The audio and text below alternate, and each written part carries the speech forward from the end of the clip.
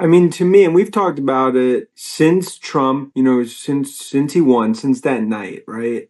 Election night. I mean, to me, the Tesla story changes because my view is like everything we looked at when we were at RoboTaxi Day, it gets accelerated. And now you realistically, over the next 3, 4, 5 years, start to model out like how many cyber cabs could actually be in production? What does FSD penetration look like when you get to 50, 60% of all the Teslas out there? And I think you start to put that together. We've talked about autonomous is a trillion alone, and 2 trillion is a total valuation. But I think $650 is probably conservative if you start to factor in Optimus, because we have 0 Optimus factored in to our valuation. Yeah, I'm going to ask you that question, both of you, when you'll start adding in Optimus. Gary, tell us, what is part of your price target? So I try to go out to 2030. I build up my model.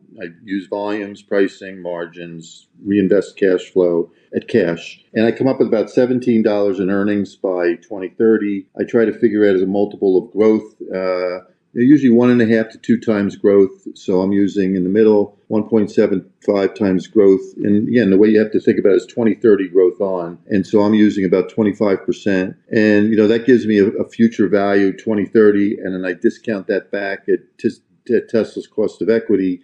That gives me 380. I don't add anything for RoboTaxi, as you guys know. We could talk about that in a minute. And I don't add anything for Optimus because, they don't exist yet. And I'm sure they will. But, even when I go through the math, because I figure somebody's going to ask me about that, even if I try to say, okay, Uber's got 7 billion rides per year and Lyft has 1 billion rides per year, that's 8 billion rides. And then I put $10 a ride, assume Tesla took 25% of it. And then I say, okay, let's suppose Tesla could take, that's the take rate, 20% market share, which is a lot because these guys are entrenched with their apps. That only adds about $1 per share in earnings. And to Dan's point, I don't add RoboTaxi because the market for robots today is only about 500,000 robots. So even if I used 1 million, because they will grow the market, and I assume 20,000 per robot and assume that Tesla took 50% share of the robot market, that only adds about 70 cents a share. So, people who are adding, $100, $200, $300 of price target because of RoboTaxi and robots, I don't know if they're doing the math, but I can't get, people's numbers, $1,000 price targets. So I'm going to stick with my 380 price target for now and just assume that, look, the stock's going higher in the near term for a lot of the reasons Dan talked about. The analysts are all behind except for Dan. Everybody's price target is below where the stock price is. And we know we're at year end where people will, keep their winners and sell their losers. So that's a positive. And, I still worry about things like the EV credit going away. And, we still don't know for sure what the new form factor is for next year, but I'm assuming it's a $25,000 to $30,000 M3 hatchback, Model 3 hatchback, which will expand their TAM into the compact space. So then you're kind of like what happened in 2020 when Model Y vaulted them into the CUV segment. And so, look, I'm bullish, but I'm not as bullish as Dan, obviously. But I'd also say, first of all, that's, Gary, it's super interesting when you just walk through like the math and just walk through how you're thinking about it.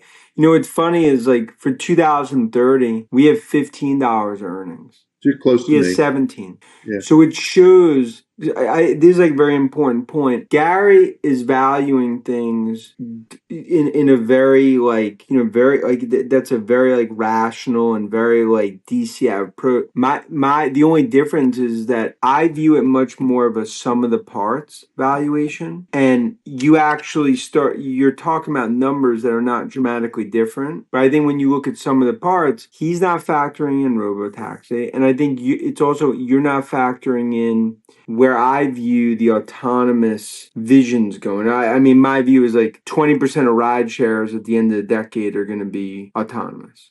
But are you risk adjusting, meaning are you discounting back that number? And again, I'm just going to ask this, is it an appropriate cost of equity for the fact that, Tesla has a beta that is close to 2. So when you're coming, if I'm looking at Google, I use a beta of 1. when I'm trying to come up with, what the equity risk premium is times 1 for Google. For Tesla, I use 1.7. So I have a much higher discount rate for Tesla because it's riskier. And so I don't know if you do that. No, and that's it, because we use about like 1.3 to 1.4 for Tesla. But I also view it, Gary, like it's similar to how I view, let's say, like Apple, like when I viewed like the services piece. Like if I go back like 2014, 2015, like I view like the services business was worth $1.5 trillion.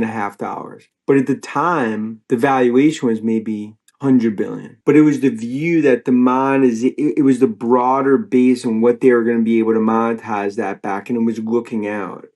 I feel it's the same way with Tesla. I feel like I could argue that in 5, 6, 7 years that Cybercab, and even when you go down the sort of Optimus route, you that could be 40, 50% of revenue.